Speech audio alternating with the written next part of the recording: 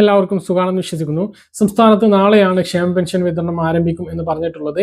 പെൻഷനുമായി ബന്ധപ്പെട്ട് ഏറ്റവും പുതിയ അറിയിപ്പുകളാണ് ഈ ഒരു വീഡിയോയിൽ നിങ്ങളുമായിട്ട് പങ്കുവെക്കുന്നത്.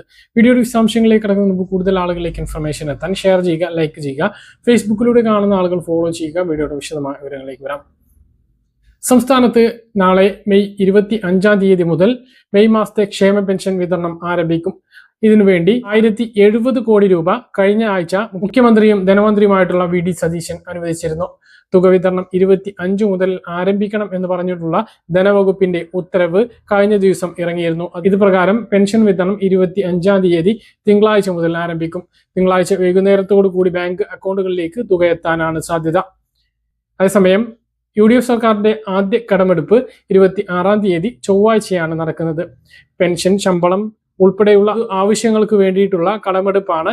പക്ഷേ ക്ഷേമ പെൻഷന്റെ തുക ഇതിൽ നിന്നാണ് കണ്ടെത്തുന്നത് എങ്കിൽ അതിനുശേഷമായിരിക്കും ക്ഷേമ പെൻഷൻ അക്കൗണ്ടുകളിലേക്ക് എത്തുക.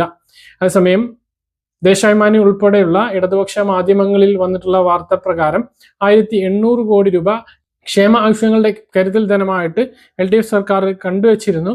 അത് പ്രകാരമാണ് UDF സർക്കാർ അധികാരത്തിൽ കയറിയത് തൊട്ട് പിറ്റേ ദിവസം തന്നെ പെൻഷൻ പ്രഖ്യാപിക്കാനായതും തുക അനുവദിക്കാനായതും എന്ന അവകാശവാദം ഉന്നയിച്ചിരുന്നു. അങ്ങനെയെങ്കിൽ പെൻഷൻ നാളെ തന്നെ ലഭിക്കാനുള്ള സാധ്യതയുണ്ട്. പക്ഷെ വളരെ പ്രധാനപ്പെട്ട മറ്റൊരു കാര്യം, 1800 കോടി രൂപ കയ്യിൽ കരുതൽ ധനമായി ഉണ്ടായിട്ട് പോലും സ്ത്രീ സുരക്ഷാ പെൻഷൻ അത് വിതരണം ചെയ്യുന്നതിന് കേവലം 300 കോടി രൂപയാണ് വേണ്ടി വന്നത്. അത് ഏപ്രിൽ മാസത്തിൽ വിതരണം ചെയ്തില്ല എന്നുള്ളത് വളരെ വിരോധാഭാസമാണ്. ഇലക്ഷന് മുമ്പ് പിണറായി സർക്കാർ വളരെ കൊട്ടിഘോഷിച്ചു കൊണ്ടുവന്നിട്ടുള്ള പ്രചരണ വിഷയമാക്കിയിട്ടുള്ള വലിയ പദ്ധതിയാണ് സ്ത്രീ സുരക്ഷാ പെൻഷൻ. അത് ഏപ്രിൽ മാസത്തിൽ കൊടുത്തില്ല എന്നുള്ളതാണ്.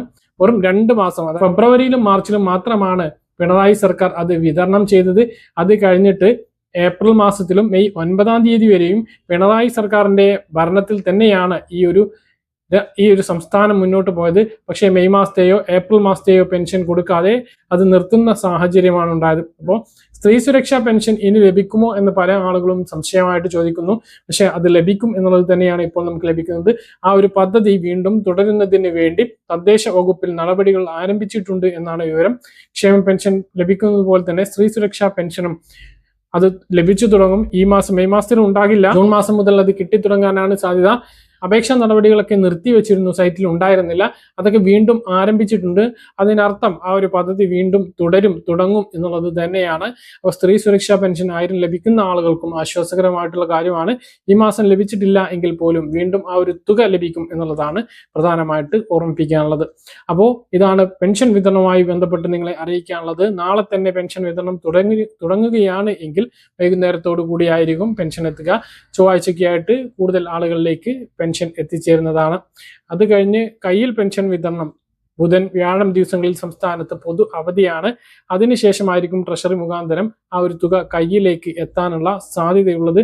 ചൊവ്വാഴ്ച തന്നെ ട്രഷറിയിലൂടെ ഈ ഒരു പണം സർവീസ് സഹകരണ സംഘങ്ങളിലേക്ക് എത്തുകയാണ് എങ്കിൽ തുക വിതരണം നേരത്തെ ഉണ്ടാകും. ഇല്ല എങ്കിൽ വെള്ളിയാഴ്ചയ്ക്ക് ശേഷം കയ്യിൽ പെൻഷൻ വിതരണം പ്രതീക്ഷിച്ചാൽ മതി എന്നുള്ളതും ഓർമ്മിപ്പിക്കുകയാണ്. കയ്യിൽ പെൻഷൻ വിതരണത്തിന് താമസമുണ്ട്. കാരണം ബക്രീദ് അവധികളാണ് ബുധൻ, വ്യാഴം ദിവസങ്ങളിലായിട്ടുള്ളത്. അപ്പോൾ ഇതാണ് പെൻഷൻ വിതരണവുമായി ബന്ധപ്പെട്ട് നിങ്ങളെ അറിയിക്കാനുള്ളത്. പറഞ്ഞ കാര്യങ്ങൾ കൃത്യമായിട്ട് മനസ്സിലാണെന്ന് കരുതുന്നു. ഇതുപോലുള്ള ഇൻഫർമേഷൻ ലഭിക്കാൻ ചാനൽ സബ്സ്ക്രൈബ് ചെയ്യുക, ബെൽ ഐക്കൺ എനേബിൾ ചെയ്ത് വെക്കുക. മറ്റൊരു വീഡിയോയുമായി നമുക്ക് വീണ്ടും കാണാം. ദൂരേക്കും ബൈ.